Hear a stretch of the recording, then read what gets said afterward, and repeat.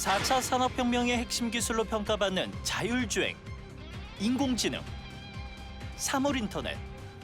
이런 첨단 산업이 발전하기 위해 필요한 것은 바로 독자적인 기술력인데요.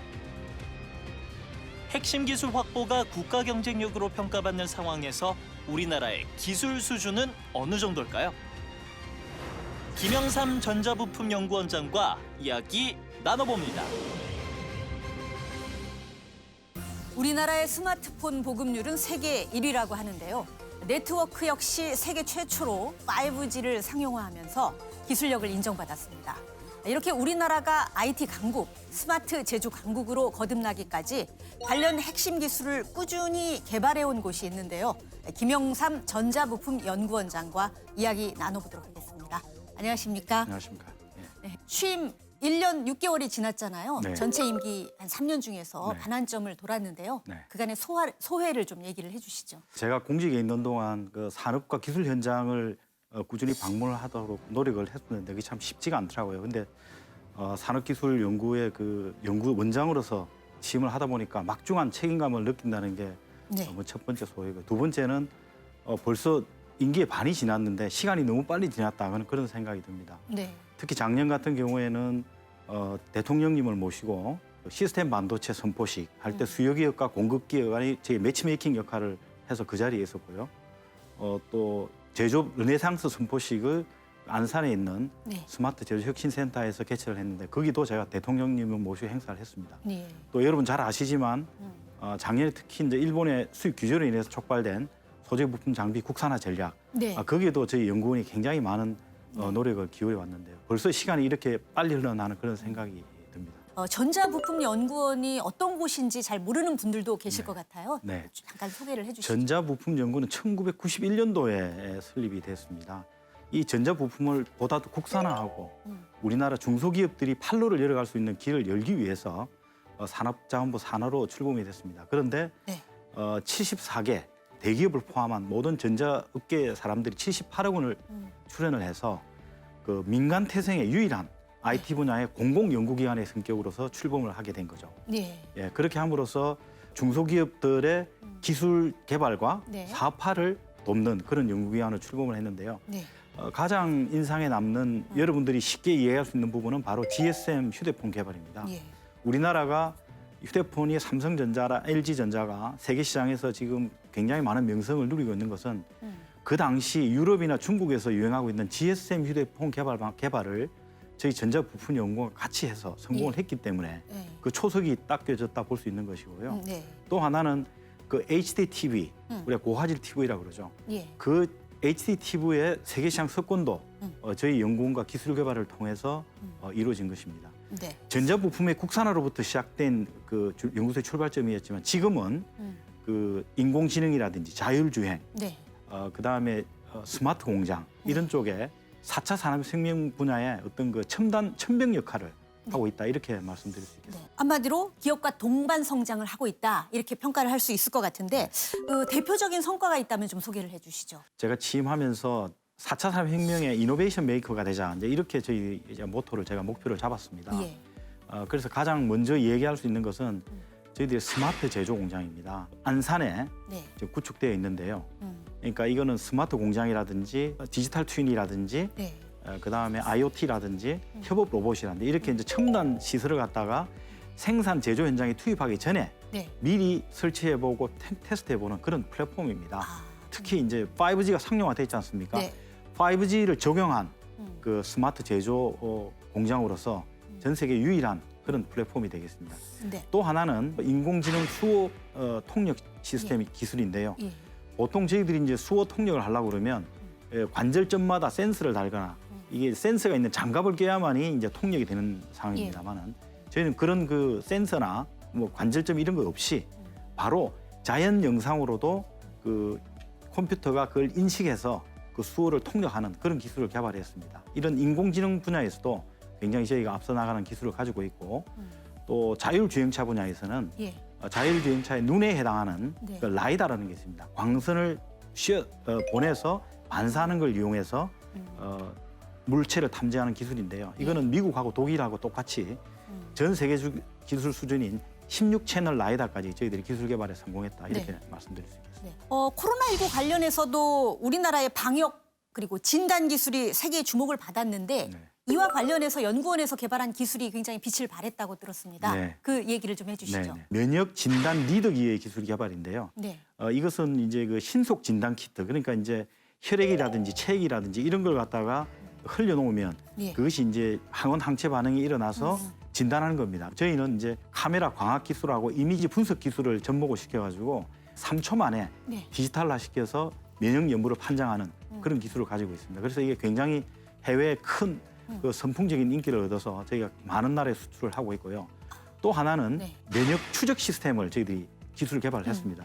네. 종전에는 빠르게는 7시간 내지 8시간, 아로는 하루 종일 코로나 바이러스에 걸린 분들의 동선을 추적하는 그런 네. 시스템을 가지고 있었습니다마는 10분 만에 음. 코로나19에 걸린 사람들의 동선을 바로 파악하고 관계기관에 공유할 수 있는 그런 시스템을 개발을 했습니다. 그래서 전 세계 70여 개 해외 언론이 저희들이 발표할 때 네. 또 관심을 가졌고 또 지금도 이 그 방역 진단 시스템을 해외로 수출하기 위한 여러 자문들을 지금 받고 있는 상황입니다. 연구원에서 개발한 사물 인터넷 플랫폼 이것을 많은 기업들이 자유롭게 활용할 수 네. 있다고 들었는데 이거에 대해서 조금 쉽게 자세한 소개를 좀 부탁드립니다. 사물 인터넷은 굉장히 많은 사람들이 관심을 가지고 있고 기술 분야도 다양하기 때문에 네.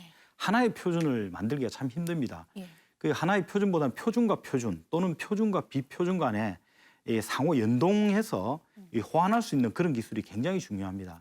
그래서 전 세계적으로 1M2M이라는 네. 그런 그 표준 기관이 있습니다. 1M2M 그 표준에 기반한 네. 그 저희들이 이제 그 IoT 플랫폼을 만든 게 바로 모비우스입니다.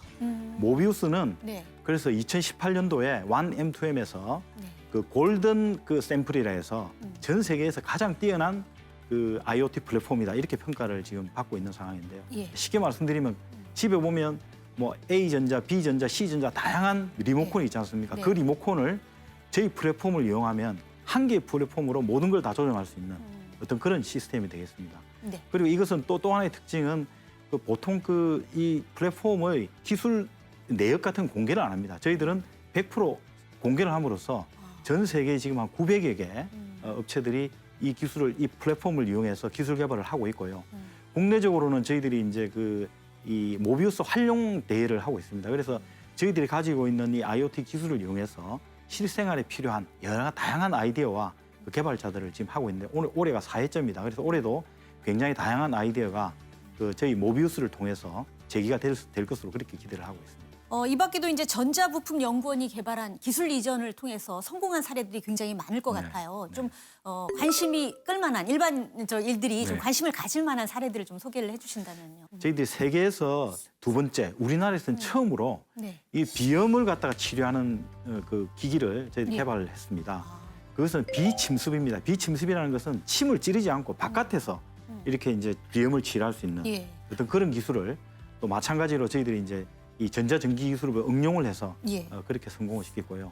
또 하나는 저희가 휴대폰에는 반드시 들어가는 게 그 권선형 인덕트라고 있습니다. 이것은 전파를 안정적으로 잡아주는 건데 네. 모든 휴대폰이 들어갑니다. 그런데 이것은 이제 100% 이제 옛날에 일본의 무라타 제작소라는 데서 우리가 수입을 하고 있었는데요. 저희하고 A사, 국내 A사하고 공동 기술 개발을 통해서 우리가 수입 대체를 통해서 A 기업의 매출을 상당히 올린 그런 사례가 있고요. 또 하나는 그 우리가 이제 지하철을 타다 보면 이제 스크린 도어가 있지 않습니까? 네. 그게 이제 라이다가 있어가지고 예. 이제 그 스크린 도어에 어떤 이상이 생기면 그 문을 닫게 해준다든지 열게 한다든지 그런 기능 장치가 필요합니다. 근데 그 라이다가 네. 고장이 자주 납니다. 네. 근데 저희가 그 라이다 제품을 교체를 해서 예. 지금 지하철 5호선부터 8호선까지 저희 그 캐티에서 개발한 라이다가 지금 공급이 되고 있다고 이렇게 말씀드립니다. 예.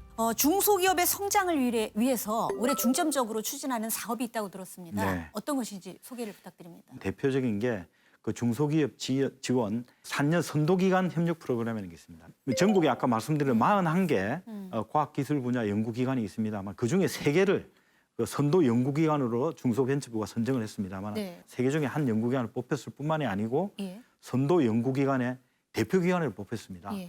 그 일은 무슨 일을 하는가 하면 기업들이 필요한 기술을 갖다가 저희 연구원하고 협의를 해서 그 기술 개발 내용을 기획을 하고 기술 개발을 같이 공동으로 하는 겁니다. 그래서 작년에는 저희들이 한 80개 기업들이 신청을 받아서 네. 상담을 통해서 그중에 12개를 선정을 해냈습니다. 또 하나는 저희들이 이제 이 정부에서 우리 DNA와 그 빅3 네. 이 기술 개발을 많이 강조를 하고 있습니다. 빅3는 시스템 반도체, 그다음에 미래차, 그다음에 바이오 이겁니다. 네. 그런데 이제 저희들은 이제 미래차, 자율주행차 분야에 저희들이 주관 기관입니다. 그래서 자율주행에 필요한 여러 가지 부품들을 만드는데 네. 창업 기업과 그리고 멘토링 해주는 그런 역할들을 올해 중점적으로 수행할 계획으로 있습니다. 전자부품연구원의 아까 이제 기업 협력 플랫폼을 소개를 해주셨는데 이거를 이제 디지털로 전환하는 작업을 준비 중이라고 들었는데요. 이게 디지털로 바뀌면은 어떻게 좋아지는 건가요? 네. 코로나 바이러스 때문에 언택트가 지금 뉴노멀이 되어 있는 네. 그런 상황입니다. 그래서 지금 저희가 옛날에 진행했던 기업 현장 방문이라든지 기술 이전 상담회라든지 전시회라든지 이런 게 전부 다 지금 안 되고 있습니다. 네. 그래서 그동안 저희가 해왔던 이런 그 성과들을 전부 다 디지털화해서 언제든지 어느 시점에서도 어느 기기를 통해서도 우리 전자부품연구원의 성과와 그 필요한 사항들을 알 수 있도록 이렇게 디지털로 전환하는 게 가장 일차적인 그 디지털화의 목적이에요. 두 번째는 지금 저희가 그 온라인으로 하고 있는 기술들도 전부 다 기술 중심입니다. 기술만 지금 나와 있기 때문에 그 기술을 개발한 그 기술 연구자가 전혀 보이지가 않습니다. 그래서 지금 인간미가 가미된 그런 디지털화를 저희가 하려고 합니다. 그래서 그 연구자가 어떤 배경을 가지고 있고 어떤 연구를 했고 어떤 백그라운드를 가지고 있는지 같이 소개하면서 그 연구자가 직접 그 기술을 설명하는 어떤 그런 디지털라이즈를 저희가 생각을 하고 있습니다. 그 대표적인 예가 지난 5월 15일 날 저희들이 공공연구기관으로서는 처음으로 저희들이 그 온라인 그 기술 이전 설명회를 개최를 했습니다. 그래서 한 약 1,000명 정도의 중소기업들이 와서 방문을 하고 했는데 그게 대표적인 사례가 될 텐데요. 그렇게 이제 이렇게 언택트가 노멀하게 됐기 때문에 이제 이런 식으로 디지털화 시켜서 기업들이 좀 보다 쉽게 우리 연구원을 찾을 수 있도록 할 계획입니다. 4차 산업혁명 시대인데요. 우리나라가 그 중심에 서기 위해서는 어떤 준비를 해야 된다고 생각을 하시나요? 우리나라 경제 발전의 3대 요소는 토지, 노동, 자본 이렇게 얘기합니다. 그런데 이제는 4차 산업혁명 시대에는 더 이상 그거 가지고는 되지 않습니다. 결국 저는 볼 때는 그 데이터와 인재라고 봅니다. 근데 데이터와 인재도 가만히 따져보면요. 결국은 현장에 다 있습니다. 우리가 우문현답이라고 하지 않습니까? 우리들의 문제는 현장에 답이 있습니다. 그러니까 인재들과 데이터는 현장에 있기 때문에 현장에 있는 인재들을 잘 육성해야 됩니다. 또 하나는 또 인내 자본인 R&D 투자를 꾸준히 해왔습니다. 지금의 R&D 투자는 바로 데이터에 투자를 해야 됩니다. 우리나라 정부도 이런 그 데이터를 적극 활용할 수 있도록 그 여러 가지 그 실증 사업이라든지 어떤 중소기업들한테 기회를 줄 수 있는 공공 조달이 있습니다. 1년에 한 123조 규모가 됩니다. 123조 규모에 해당하는 그리 시장들을 우리 중소 중견기업들이 인공지능을 활용해서 테스트할 수 있도록 하는 그런 길을 열어주는 게 우리나라가 4차 산업혁명을 시대에 슬기롭게 선도할 수 있는 좋은 그 지름길이 아닌가 이렇게 생각합니다. 마지막으로 여쭤볼게요. 전자부품연구원을 책임지는 수장으로서 남은 임기 동안 꼭 이루고 싶은 목표나 계획이 있다면 좀 말씀을 해주시죠. 내년에 저희들이 이제 30주년이 됩니다. 저희 출범할 때는 야 이거 어떻게 생존하지 하는 문제를 고민을 해왔습니다. 근데 그동안 이제 쭉 보다시피 이제 성장을 잘 해왔습니다. 이제는 어떻게 선도하느냐의 문제가 저한테 주어진 과제라고 생각합니다. 저희 비전이 unframed perspective입니다. 그래서 틀에서 벗어난 시각으로 미래를 바라보자는 겁니다. 기존의 선진국의 기술을 따라가는 이런 패스트 팔로워 가지고는 되지가 않습니다. 그래서 우리가 선도할 수 있는 그런 입지를 가져야 되는데요.